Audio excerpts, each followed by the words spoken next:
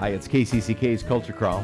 I'm Dennis Green, and my guests today are from the upcoming production of Frost Nixon at the Iowa City Community Theater. Kehry Lane is with us. Kehry, welcome. Hey, thanks for having us. Barry Schreier. Hi, Hello. Barry. Hey, hi. And Scot Hughes, who was here just a few weeks ago as the colonel. You're going from the military to the commander-in-chief. In this show a little bit. There are some amazing parallels between those two characters. I have to tell you, I found that in the process. We're going to dive into that as well, definitely. So, as I said, Frost Nixon. So it not surprisingly, we've got Nixon and we've got Frost here. And Barry, you're directing the show. I am. So before we dive into the nuts and bolts of it, you obviously picked this because you thought it was. In our current political climate and situation, and how many years it's been since Watergate, because it's an anniversary last year, you picked it to be timely. Yes, certainly did. So I saw this show for the very first time on Broadway a handful of years ago, and it was with Frank Langella and Michael Sheen were both starring in it, and I decided at that point after seeing it, we'll do this show one day. And no better time than the present. So as a lot of the show can be focused around presidential misdeeds. And so there's lots of talk now about presidential misdeeds. And so we thought there was a timeliness to it. And as you noted, it is this 50th anniversary of Watergate, which happened in 1974. So here we are 50 years later, comparing what happened then to what's going on now. Do any of you have any memories of Watergate? Yeah. Absolutely. In fact, and I keep bringing this up about it, is our cousins who lived in New York State at the time would always come visit every summer, and my older cousin was big in making 8mm movies and things on video and on cassette tapes. We did our own version of the Watergate tapes back in 74 and 75. Complete with the 18-minute gap? He still has those cassettes with him. I think he's uploaded them online too. So yeah, we had fun doing that, and so yeah, we were paying attention at the time. Barry, the environment aside, what was it when you saw this show on Broadway? What was it that attracted you to doing it? Because at the time you said, "Hey, I'm going to do this show someday," and that was probably before all of this. So, what was it about the show itself, separate from the environment? So the thing that really attracted me to the show, and is what I think is one of the central themes of the show, is that it's a show really focused in a lot of ways around the ideas of humility and contrition. And so when folks lean into humility and contrition, how that really kind of makes things move along interpersonally. And when folks do not lean into humility and contrition, how it really sort of makes things begin to fall apart, not only for the individuals themselves, but for those around them.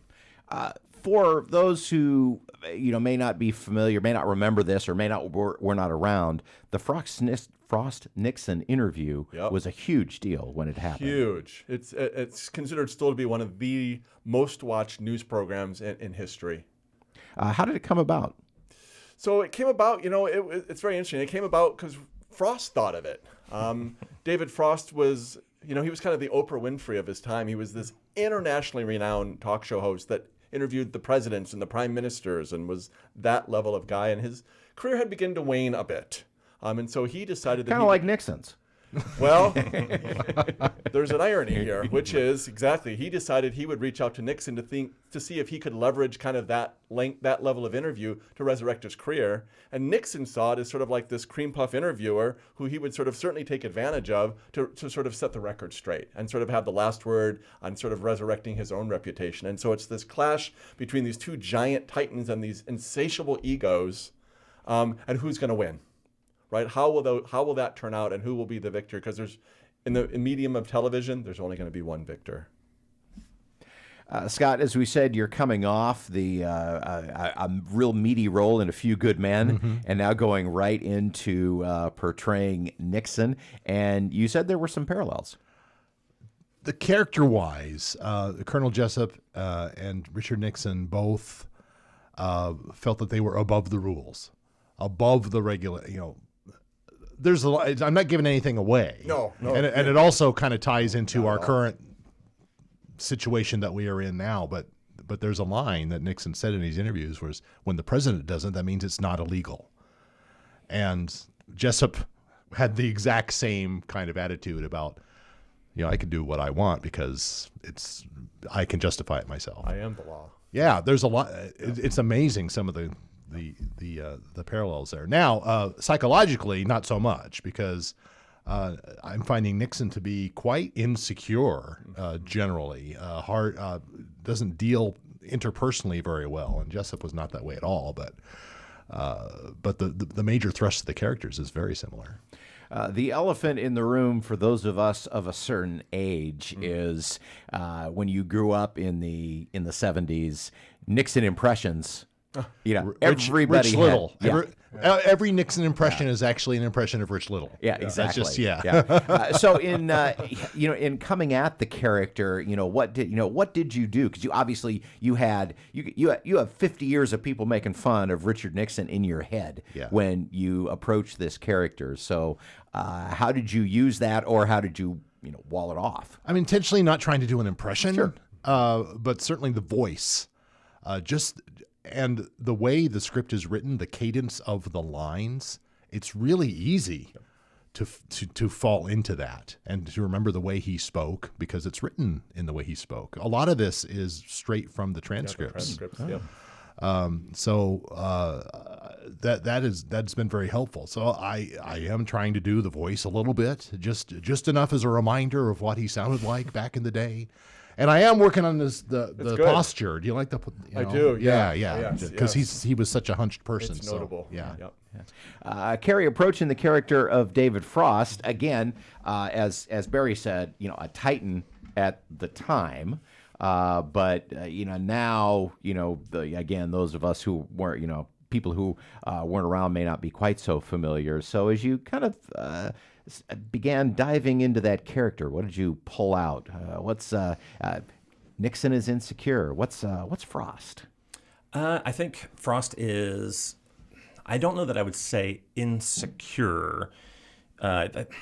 Maybe like on a subconscious level, there's like a certain amount of insecurity there, but he is like Nixon. There's this appetite for adulation. Mm-hmm. There's this appetite to be in the limelight, to be able to go to all the fancy parties, to be, at the top rung of society, because it's just like that's the only thing that will sate him, and I think that's a little. But then at the same time, you have to balance that with he was an actual human being too. Like he's not just this monster who's just like look at me, look at me, look at me, look at me. He has real. There's a real inner life that is based on the way he grew up and everything, all the troubles that he encountered. So you just kind of have to look at this is what people saw who he was, and then what can I bring to this to kind of texture that character, make it a little more of a human being. It appears that we're kind of describing this as as a confrontation, almost a battle between these two characters.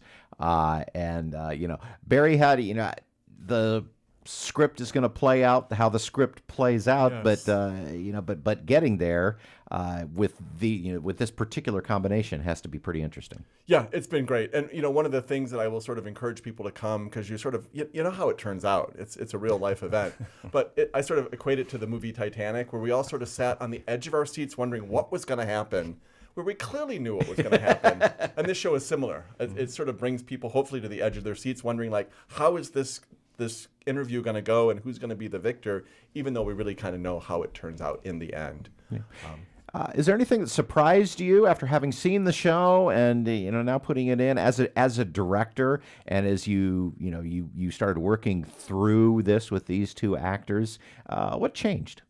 One of the things I like about this show is, and here comes a spoiler, it's one act.